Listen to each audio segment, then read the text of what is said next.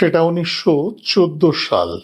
সেই সময় ব্যারিস্টার এবং ঔপন্যাসিক প্রভাত কুমার মুখোপাধ্যায়ের অতিথি হয়ে রবীন্দ্রনাথ কিছুদিন গয়াতে বাস করছিলেন, গয়াতে গেছিলেন বেড়াতে।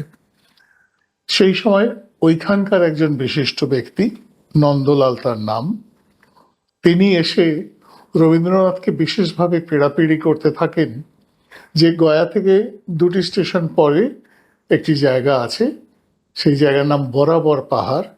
সেই বরাবর পাহাড় নাকি বিশেষ দর্শনীয় একটি স্থান, সেটি যেন রবীন্দ্রনাথ একবার বেড়াতে যান। ওখানকার যাওয়ার ব্যবস্থা, আহার আদি, থাকবার জন্য তাঁবু, বিশ্রাম করার জন্য সমস্ত ব্যবস্থা তিনি ওই নন্দলাল বাবু করে দেবেন। রবীন্দ্রনাথ শুধু যাবেন, এইটি তার অনেক অনেক সানুগ্রহ অনুরোধ।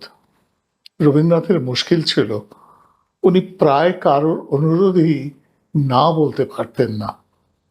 এবারও তাই হলো, দু একবার না না, এই অবস্থায় কি যাওয়া যায়, এরকম বলার চেষ্টা করেছিলেন, ফল ফলেনি। সুতরাং বাধ্য হয়ে তিনি যাওয়ার সম্মতি দিলেন।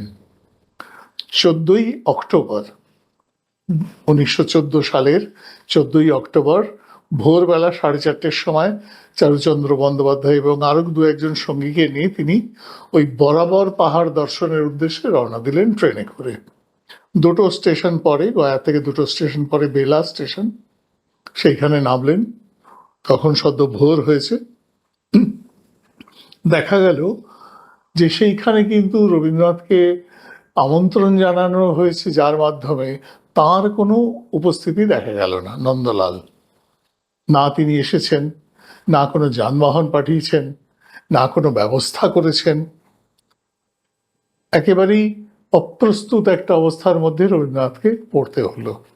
বাধ্য হয়ে তিনি স্টেশন সংলগ্ন ওয়েটিং রুমে অপেক্ষা করতে লাগলেন, আর বাকিরা দৌড়োদৌড়ি করে যোগাযোগ করে কিছু একটা ব্যবস্থা করার চেষ্টা করতে লাগলেন।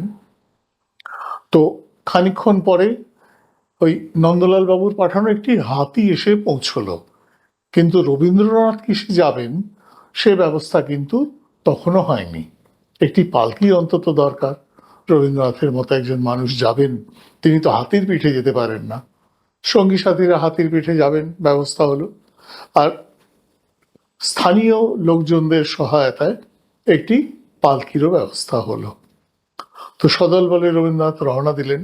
ইতিমধ্যেই অনেক বেলা হয়ে গেছে এবং তিনি অত্যন্ত বিরক্ত হয়ে পড়েছেন। সেই অবস্থাতেই তিনি রওনা দিলেন। রওনা দিয়ে বরাবর পাহাড়ে পৌঁছে তার কাছাকাছি যেখানে পৌঁছানোর কথা, পৌঁছে দেখা গেল সেখানেও কোনো ব্যবস্থা নেই, না কোনো তাঁবু, না আহারাদি, না কোনো কিছুর ব্যবস্থা। এবার রবীন্দ্রনাথের পক্ষে আর সহ্য করা সম্ভব ছিল না। তিনি বিরক্ত হয়ে বললেন, ফিরে চলো।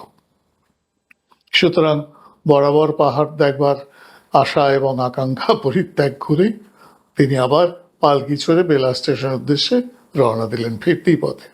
ক্লান্ত, বিরক্ত, বিধ্বস্ত রবীন্দ্রনাথ ফিরে আসলেন বেলা স্টেশনে। কাছেই ছিলেন চারুচন্দ্র বন্দ্যোপাধ্যায়। তাকে দেখে রবীন্দ্রনাথ বললেন, বুঝলে চারু, জীবনে দুঃখ পাওয়ারও কিন্তু প্রয়োজন আছে, মূল্য আছে।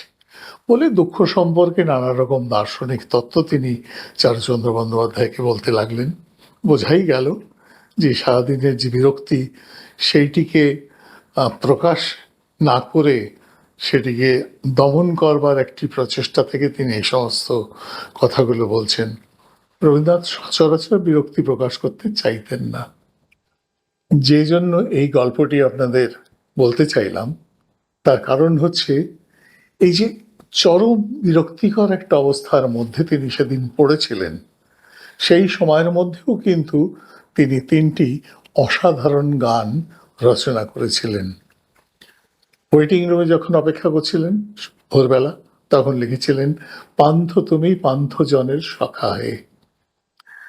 আর যখন পালকিতে করে তিনি বরাবর পাহাড় যাচ্ছেন এবং সেখান থেকে ফেরত আসছেন, তখন লিখলেন, দুঃখের মাঝে তোমায় দেখেছি, পেয়েছি প্রাণ ভরে।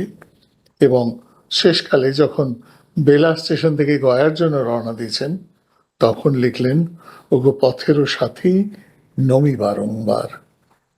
কোন মাপের প্রতিভা হলে এই রকম তিনটি গান ওই অবস্থায় রচনা করা, সুর দেওয়া সম্ভব। আপনারা বিচার করবেন।